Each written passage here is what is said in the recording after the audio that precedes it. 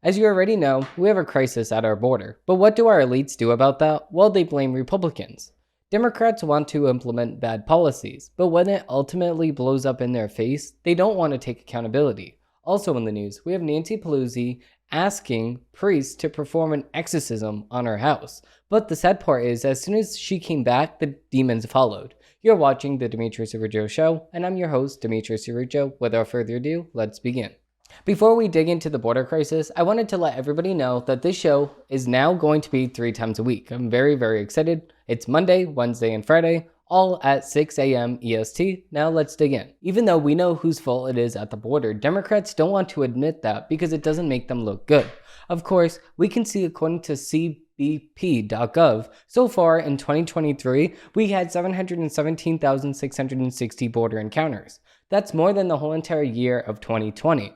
Which was 458,088. And if we keep on this track, we will have more border encounters in 2023 than 2020 and 2021 put together. Which is ridiculous, by the way, to think about. This means that we need drastic change to the process that we have at the border. An encounter means that a person was apprehended by ICE.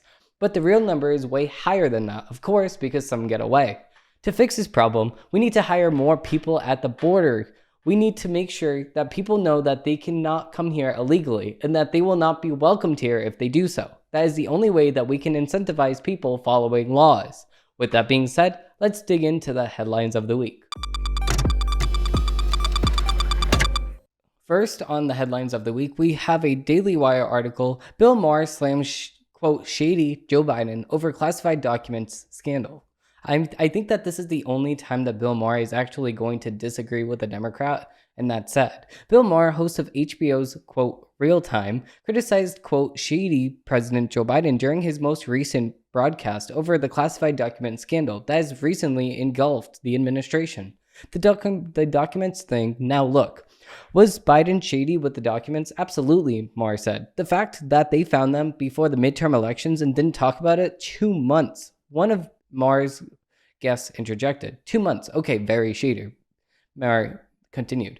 I call shady on both sides. Now, of course, it was very different. Of course. Wow.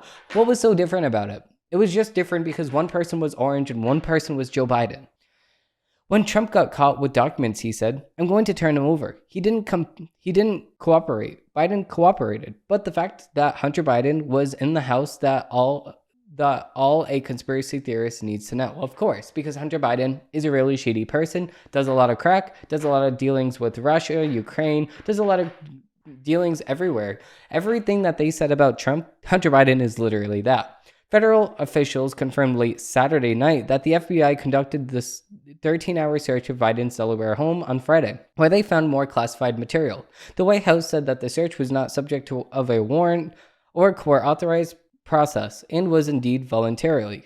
The FBI executed a planned consequential search of the president's residence in Wellington, Delaware, said Assistant United States Attorney Joseph Federick.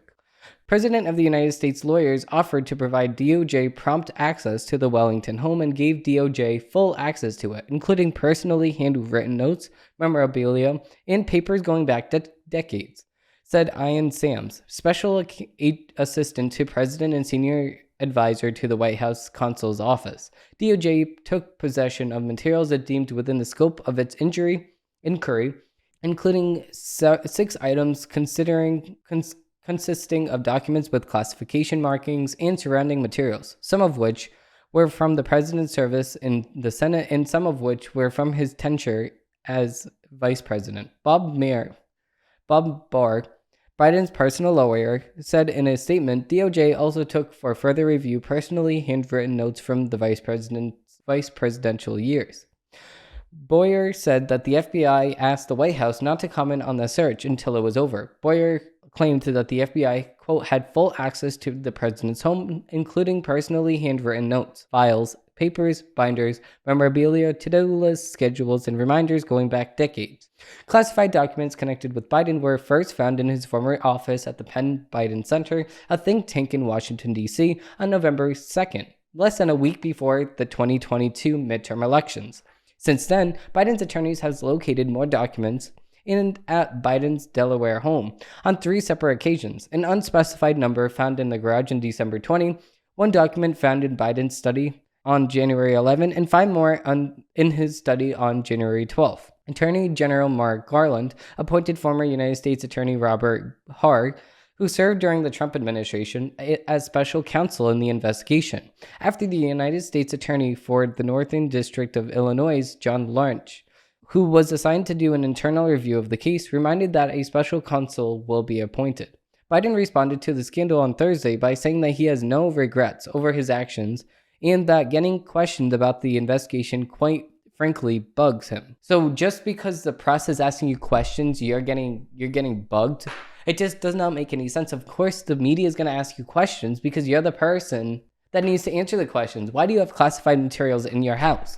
Of course, what I said about the Trump situation is that yes, it is perfectly reasonable for you to take your work home at the end of the day, and it's perfectly reasonable for the president to unclassify documents to bring them home. Let's just say that something's classified because it's between 2 countries. It's between you privately and another country. You're going back and forth with another country, but you want to take that home at the end of the day. You can declassify that as the president. According to attorney Bradley P. Moss, you can actually declassify documents as the president of the United States. So all Joe Biden has to say is all of the documents inside of my house in Delaware, all of the documents inside of my Penn Biden Center are declassified. Boom, now the search is over. You just declassified it. But the thing is that if they do this with Biden, then they will have 0 chance with Trump. And they don't want to take that chance because they want to prosecute Trump however they can. Moving into the next segment, we have a dozen takes.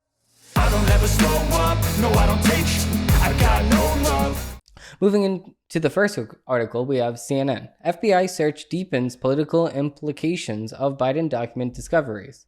So, the FBI search of President Joe Biden's home and discovery of more classified material deepened the seriousness of his secret documents controversy and worsened the political fallout. Biden's lawyers argued that Friday's search underscored the cooperation with a special counsel's investigation, implicitly distinguishing him from his behavior of the ex-president Donald Trump and his own classified document scandal. Yes, the reality of the FBI officer searching his private residence of a sitting president remains an extraordinary one. However, the White House seeks to downplay it. It provoked new questions over why Biden still had classified information from his time as vice president, how material, typically treated with extreme care by federal employees, ended up in his private residence, and whether it was secure from prying eyes in the years it was there, especially if it was next to his Corvette, in his garage, in his Delaware home. That's not safe at all. The new discoveries led to some pointed criticism of the president, even among Democrats. The White House's management of the controversy, which has fed to the classic drip cycle for a slowly emerging Washington scandal, has distanced from a period of political success for the president and offered openings for a new Republican House majority. When the information is found, it diminishes the stature of any person who is in possession of it, because it's not supposed to happen, Senate Majority Whip Dick Durbin said in CNN's State of the Union on Sunday. Whether it was the fault of a staffer or an attorney, it makes no difference. The elected official bears ultimate responsibility, the Illinois Democrat added. And I completely agree with this. If you do not know what is in your own house, then you're just stupid. How do you not know what's in your own house? You should know what's in your own house. That's your house. Moving into the next article from CNN, we actually have 3 weeks and 39 mass shootings. This is America in 2023. So, CNN, we're going to go deep dive on this thing. On Monday, at least 7 people were killed in 2 shootings in Half Moon Bay in California, a small coastal community in San Francisco Bay Area. In Oakland, 1 person was shot to death and 7 others were injured.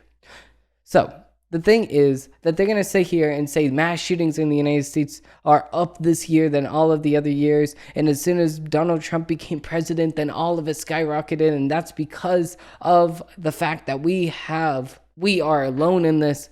According to them, remember, we're alone. It certainly doesn't have to be this way. Countries have introduced laws to reduce gun-related deaths and have achieved significant changes, a previous in-deep CNN analysts found. In Australia, less than 2 weeks after Australia's worst mass shooting, the federal government implemented a new program banning rapid-fire rifles and shotguns and unifying gun owner licensing and registrations across the country. In the next 10 years, gun deaths in Australia fell by more than 50%. A 2010 study found that the government's 1997 buyback program, part of an overall reform, led to an average drop in firearm suicide rates of 74% in the 5 years that followed. In South Africa, New Zealand, Britain, they all tightened their gun laws, and they're trying to prove that this works. This gun lobbying, this gun buyback program, all of these policies that the Democrats want to introduce, they're trying to prove why it works. But I'm going to prove to you why it doesn't. The 40 mass shootings updated today, the 40 mass shootings that we had in 2023 alone are 82% in Democrat cities. Let me name them. Pennsylvania, in Allentown, is Democrat. In Durham, North Carolina, Democrat. Miami Gardens, Florida, is Republican. Chicago, Illinois, Democrat. Osaka, Florida, is Republican. Columbus, Ohio, is Democrat. New Orleans, Louisiana, is Democrat. And Washington District of Columbia is Democrat.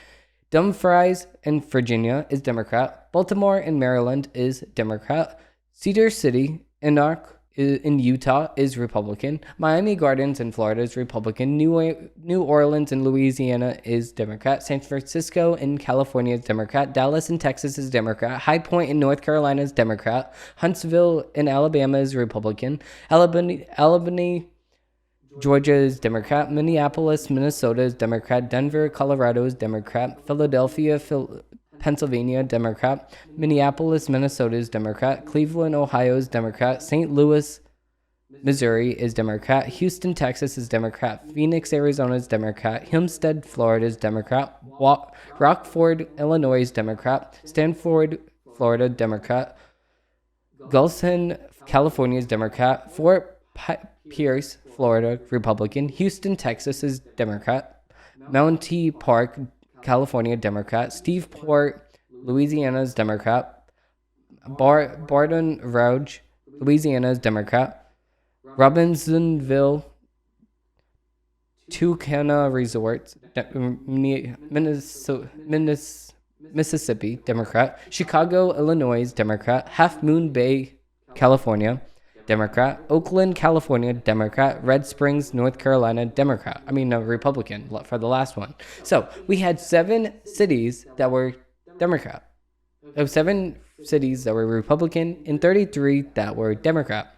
82% of mass shootings so far this year in 2023 came from Democrat cities. Now, what does that mean? It means that gun laws and the policies that the left wants to push do not work. We see the data as clear as day. Now, if you like my takes on things, make sure to tune in tomorrow to watch me react to Sam Smith's new song, Gimme. All that I'm saying is that he should give me my time back. Moving on to the next article we have from MSNBC. We actually have Kevin McCarthy's biggest foe in the debt ceiling fight, math. Republicans want to cut spending in exchange for raising the debt ceiling, but they haven't given themselves much work here. House Republicans insist that they move to raise the debt ceiling, which was partially breached this week, must come alongside cuts in spending. In doing so, House Speaker Kevin McCarthy, Republican from California, has embraced the far right's demand for facial brinkmanship that could partially see the United States debt default on its debts. Now listen, will never happen. You're just fear-mongering. MSNBC, you're fear-mongering. This will not happen at all. This will not happen. They will not default on their debts because of the fact that the Republicans want to spend less. We have over $31 trillion in debt, and we need to take a hold on this. If you do not want to take a hold on this, then you can't blame the people that are trying to take a hold on this. They're trying to take a hold on it for a reason because of the fact that we need to take a hold on this.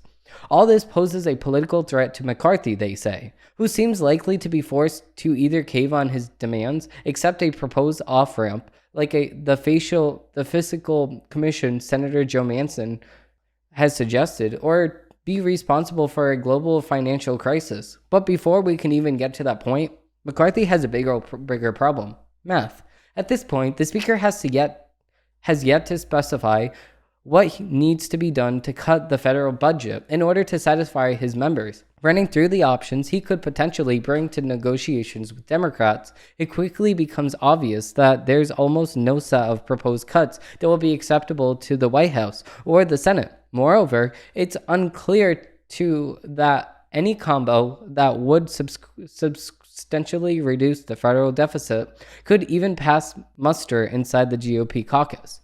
Last month, Congress passed a $1.7 trillion omnibus appropriations package, funding the government through the end of the fiscal year in October. That top-line number, in the last-minute scramble to pass the bill, has been a point of contention for conservatives, who claim that it's yet more out-of-control spending from Democrats. But the bill dealt mostly with discretionary spending, which Congress has set each year and only makes up about 30% of the total federal spending. Another 8% or so goes down to paying down interest payments on the national debt, and the other roughly 62% is made up of mandatory spending, including Social Security and Medicare.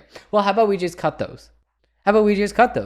Social Security and Medicare is taking up so much, how about we just cut those? Is that like a thing that we're not willing to do? Of course we're not willing to do that. Because of the fact that you're saying that you paid into it. No, you're stealing my money to pay for your Medicare and your Social Security. You're not the one that paid for yours. You're the one that paid for your grandparents at the time.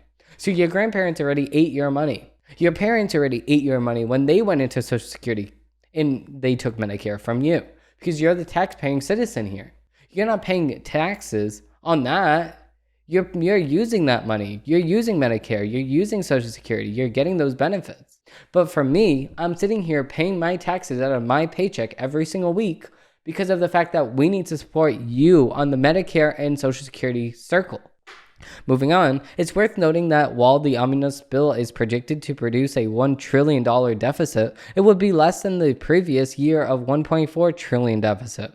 And the Congressional Budget Office score of the bill showed that the most recent spending bill will actually reduce the deficit by $3.9 billion over the next decade.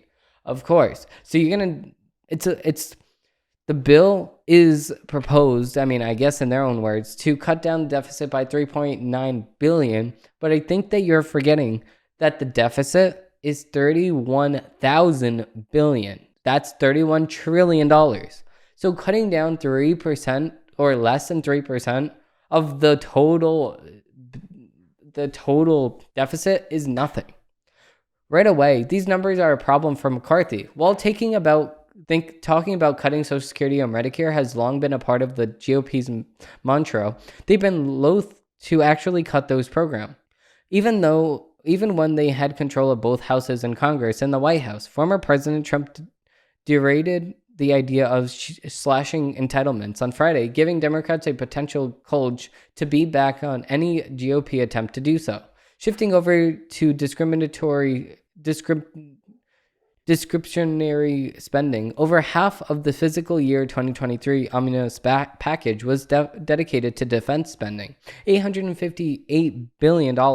In his backroom deal to gain the speaker's gavel, McCarthy reportedly agreed to cap discretionary spending at the previous year's levels, which would mean that rolling back the defense budget to around $780 billion. He defended that potentially on Sunday, telling Fox News' Maria Bartiromo that there was room to cut inside of the Pentagon's budget, especially money spent on wokeism, of course. But that idea hasn't sat well with other House Republicans, many of whom insist on non-defense spending bear the burnt of any cuts, of course. But the thing is that we're sitting here spending so much money, sending it to Ukraine, $34 billion here, $34 billion here, $34 billion here. Of course, you go through the $58 billion in no time. You're sending all of our money to other places. It doesn't make any sense.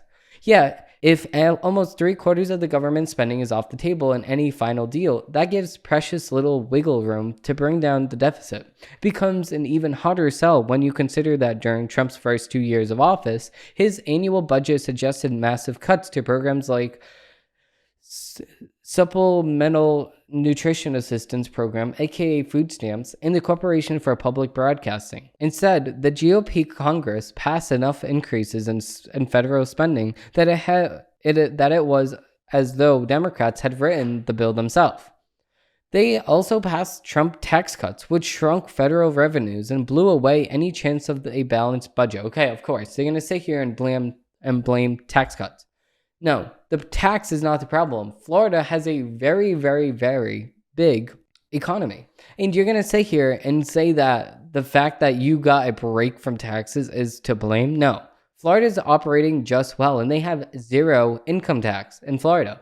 So what are you talking about? You can do without it. That means that you need to cut on other things. Moving on to the next article from MSNBC, we have, quote, January 6th committee. Why the January 6th committee's report was a tremendous gift to big tech. Let's find out.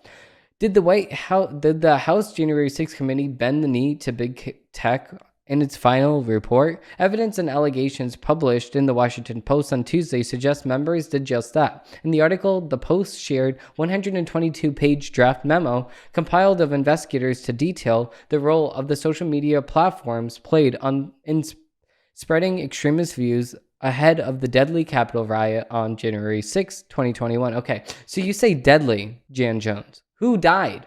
Who died? You're sitting here acting like you actually cared about Ashley Babbitt. You're sitting here caring about police all of a sudden. 2 police officers had heart attacks a day and a week after the event, which had nothing to do with the protest on January 6th. By the way, and Jan Jones, you're not going to care about Ashley Babbitt, and you probably don't even know who Ashley Babbitt is. Don't act like you care. But sources told the Post that some committee members, particularly California Democrat Joe Lofton and Wyoming Republican Liz Cheney, has resisted having a focus on social media platforms in the final report.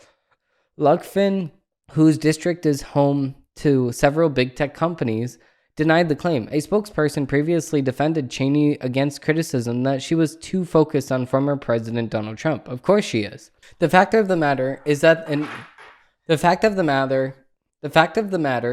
the unreleased memo goes deeper than the final report on the social media front,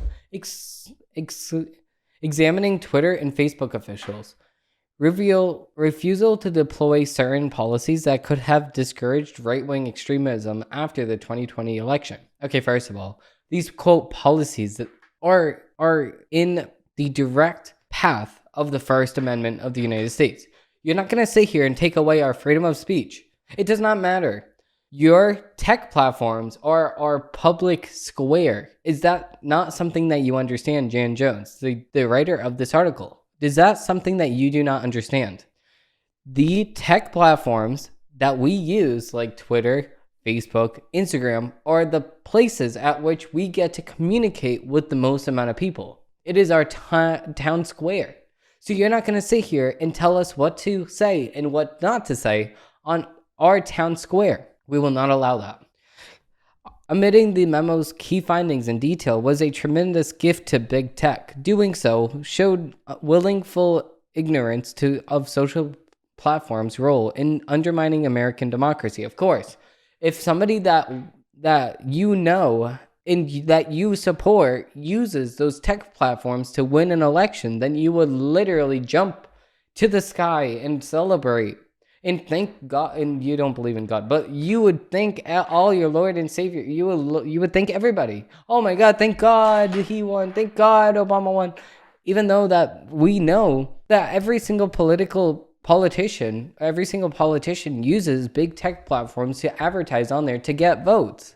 They use these platforms because they know that those platforms are the town square. That's where people are. That's exactly where you go if you want votes. Jan Jones, you're acting dumb.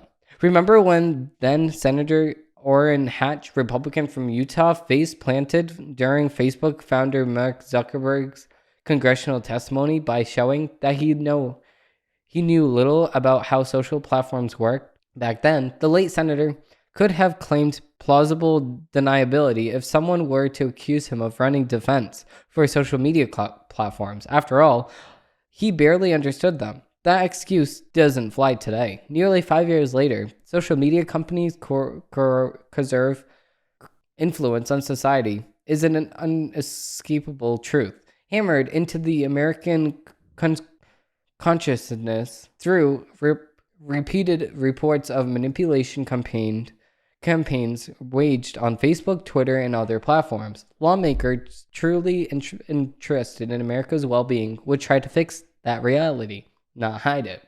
Now, by quote fixing that reality, you really mean if these big tech platforms do not ban what I tell them to ban, then they're doing the destruction to democracy, as what I like to call it. You are literally saying that these big tech platforms must do what you say, or they're hiding the evils that is big tech. No, you're just stupid. That's not what they mean. If you give us the right to our free speech, which is the First Amendment right in the United States of America, then you're doing the bidding of big tech. No, that's just dumb. No. You're preserving your right, your fundamental right to freedom of speech. That's what you're doing. If you don't, quote, force these tech platforms to go along with what you say. Moving on to the next article from NPR, an Arizona official has a plan to speed up election results. Not everyone is on board. Stephen Richer, the Republican recorder of Arizona's Maricopa County, says election officials in the state are caught between a rock and a hard place.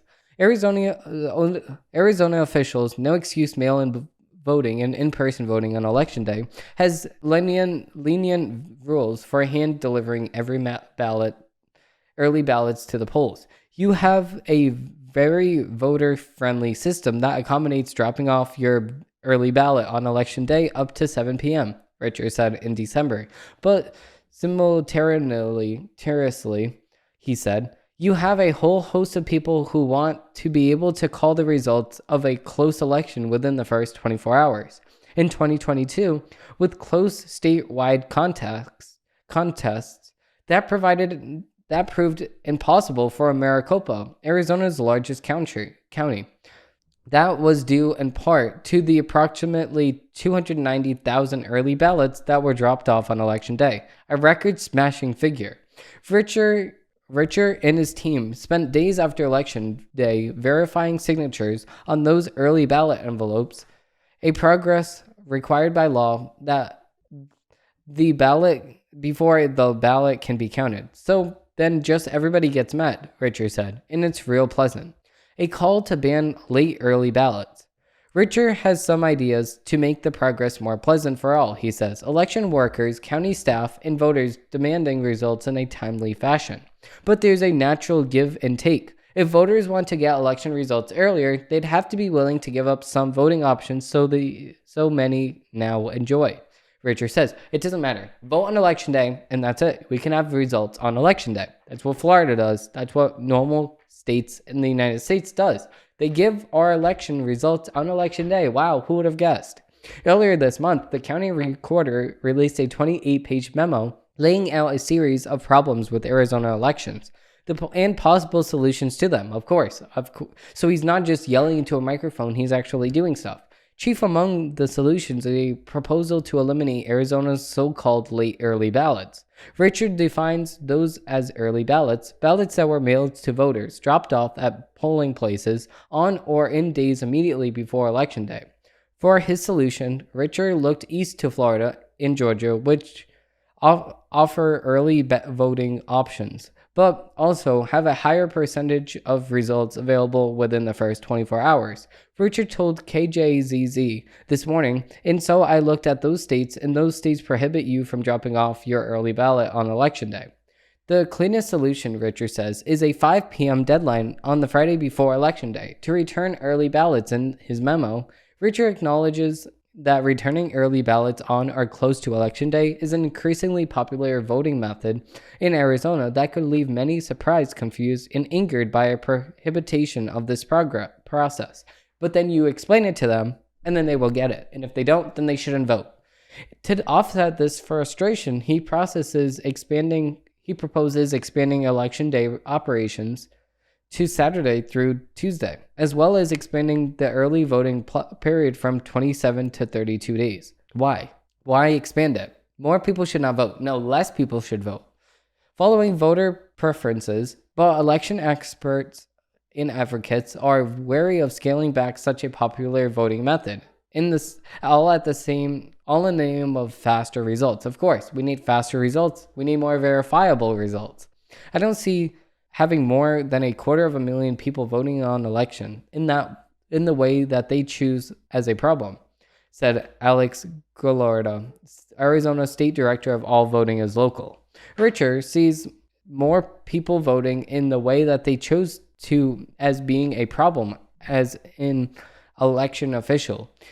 Maybe as a person under pressure to produce results and get results out quicker. And I think that he needs to be balanced against the needs of voters. What voters have shown over the years is an increasing desire to receive an early ballot by mail. Why? Go to the polls. Go to the polls and vote. I'm just going to skip this article and move on to the next article from Fox News because I'm just annoyed. Go to the polls, the voting place, and cast your ballot in person. How about you do that? How about you do that for one? How about you just have the day and just say, listen, let's vote. Today, let's just go to the polling place. Let's just cast my vote. It's not so hard. It's probably less than a mile away from your house, unless you live in a countryside where there's nothing around you. If you live in the city, you're probably very close to one. Moving on to the next article from Fox News, we have Lori Lightfoot's torpedoed over a re-election campaign. Worst mayor in history. Worst mayor Chicago has ever had. Crime has roughly spiked 40% since Lightfoot has taken office. Chicago Mayor Lori Lightfoot's re-election was ridiculed by critics Thursday as her campaign touted her record on crime and sought the help of student volunteers in exchange for school credit. Fox News' Greg Gutfeld put Lightfoot on blast, arguing on The Five that she's not fighting for crime, she's fighting for power. Lightfoot announced that she would seek re-election as the Windy City mayor in June 2022. Crime has spiked roughly 40% since she took office in 2019, and the homicides rose to the highest numbers in 25 years in 2021. It does show the difference between Democrats and Republicans, he argued. Republicans tend to confront their problem children, be it George Santos or somebody else. The Democrats just elect them, to be a historical first. He continued arguing Lightfoot is a historical first, but not in the way she wants to be remembered. She was the first mayor to be under the thumb of the cartel. She's the worst mayor in American history, the worst mayor of Chicago, Gutfeld said. She looks like she hasn't slept since 1983, and she dresses like a plant, said the Salvation Army bell ringer. She dresses like she pants the Salvation Army bell ringer. Why don't Democrats call her out on her record? Why don't they say anything? It's because they're cowards. And two, she's protected by Diversity Shield, right? A black lesbian left-winger, Gutfeld said. So they're willing to let the city just burn to the ground? A 40% increase in murder? No, white guy could get away with that, Gutfeld said. Co-host Rivia agreed crime has become the main political issue for mayoral candidates, but believes Lightfoot will get reelected. The overwhelmingly black and poor half of the city is where most of the gang violence is happening. Chicago is on track to have had over 700 murders and led the nation by far in murders last year. So she runs on every bad record, Rivia said. The problem from her point of view politically is that now that fear of crime and absolute terror has the people on the north side of town, the more affluent town side of the town, getting private police forces, security guards. So it's there. The whole tempo of life in the Windy City has been undermined. Lightfoot recently came under fire after her campaign reportedly sent emails to the Chicago public schools system asking teachers to encourage students to volunteer for her campaign in exchange for school credit. Of course. So the Democrats can work with schools directly, but Republicans can't do that.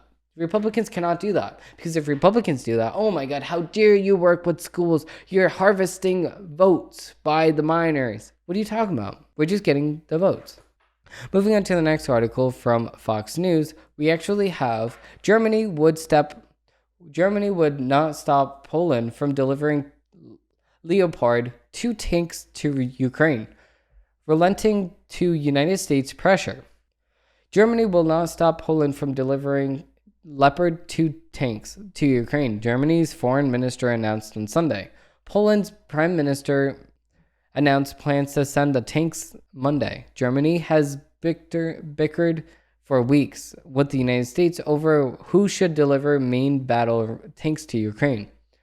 Marecki said Poland had been building a coalition of countries prepared to send Leopards to Ukraine, even without approval from Germany.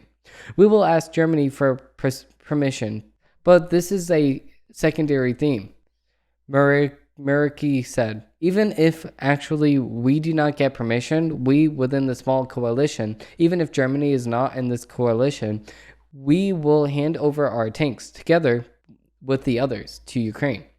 The latest United States arms package for Ukraine notably lacked any M1 Abrams tanks. Ukraine has requested heavy battle tanks in anticipation for a renewed ground attack from Russia in the coming months. Okay, so we're just sending you all of our weapons at this point. And what are you paying us back? Is there any deal to get any money back from you? No. There is not. We're just going to keep sending you money, keep funding your war. No, we need to give Ukraine, and we need to give Russia, more importantly, a off-ramp for this war. We need to say, Russia, if you stop this war now, you can keep Crimea, but that's all you're getting. You can also get this and this. Ukraine, if you stop this war now, you can get this and this, and you can keep all of this. That's what we need to do. We need to cut a deal with each other. Every single war results in people winning and some people losing. You win some, you lose some. That's what happens. Moving on to the next article from Breitbart, we actually have Kamala Harris amidst Declaration of Independence right to life in address on abortion. So, Vice President Kamala Harris admitted the right to life when quoting from the Declaration of Independence during her pro-abortion remarks on the 50th anniversary of now overturned Roe v. Wade Supreme Court case. Harris spoke in Tallahassee, Florida on the 50th anniversary of Roe, the landmark abortion case in the United States Supreme Court overturned last summer. We are here today because we collectively believe in no, America is a promise. It is a promise of freedom and liberty, Harris said, before quoting from the Declaration, which declares the rights to life, liberty, and the pursuit of happiness are natural rights. However, Harris conveniently omitted life, as she quoted from one of her most important documents in American history. Not for some, but for all, Harris continued. A promise that we made in the Declaration of Independence, that we had each endowed with the right to liberty and the pursuit of happiness. Harris's remarks in Florida came as Biden issued a political moratorium that purports to protect nationwide access to the abortion pill. This pill kills your baby, so I don't know what's so good about it.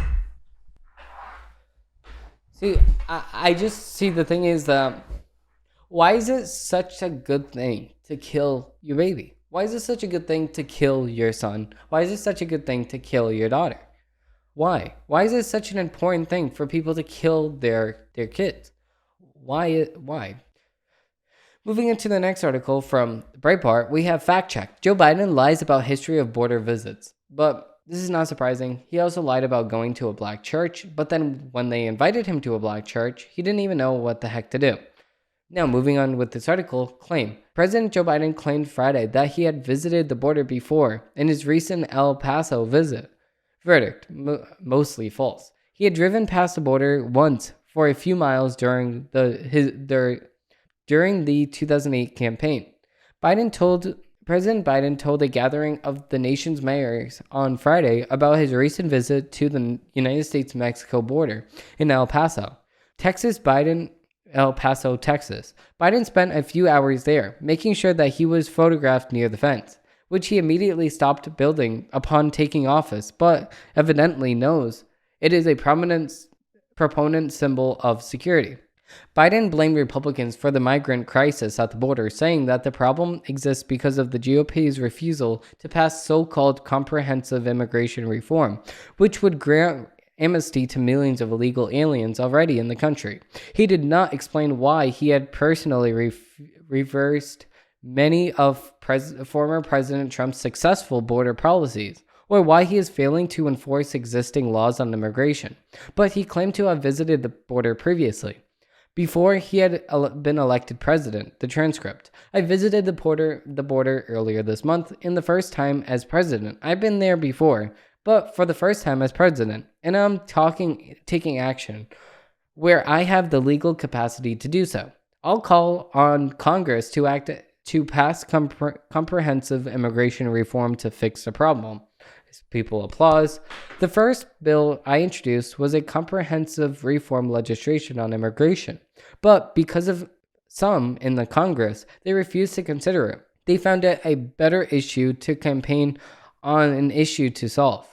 So, if we have a choice, they can keep using immigration to try to score political points, or we can help solve the problem. In reality, you're not going to help solve any problem because you already created the problem. You said surge the border on your campaign trail, but then when everybody flocks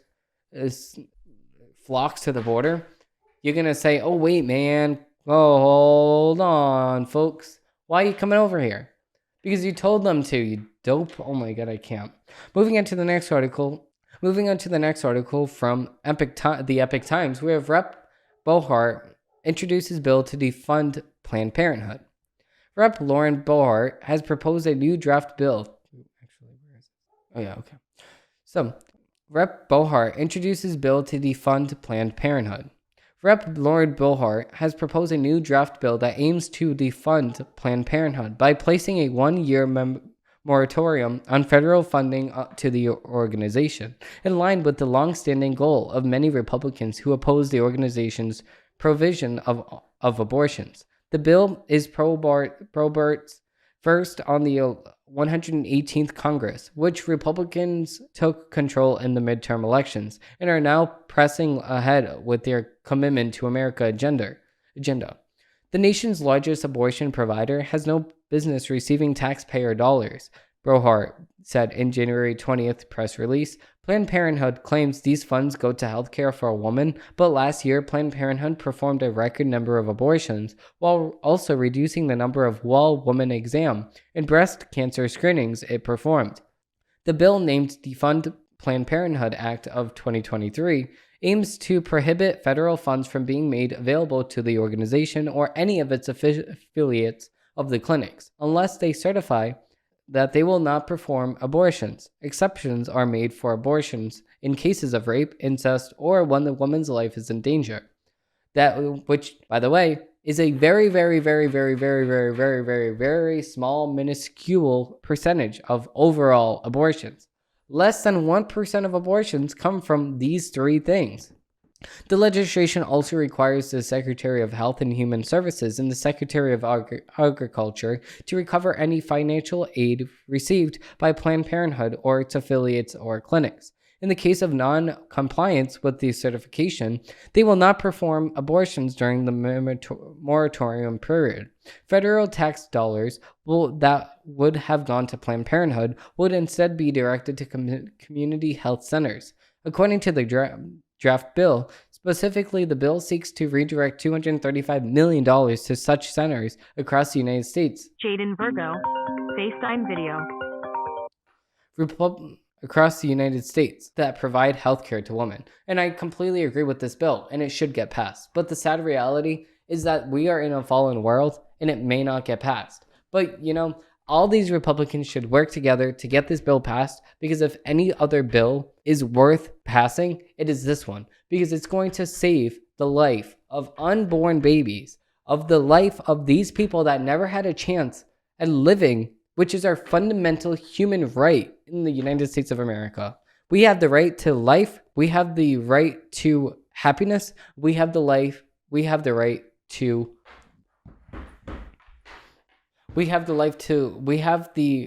to life, liberty, and the pursuit of happiness in the United States of America. And you will not take that away from us. That is our fundamental right in the United States of America.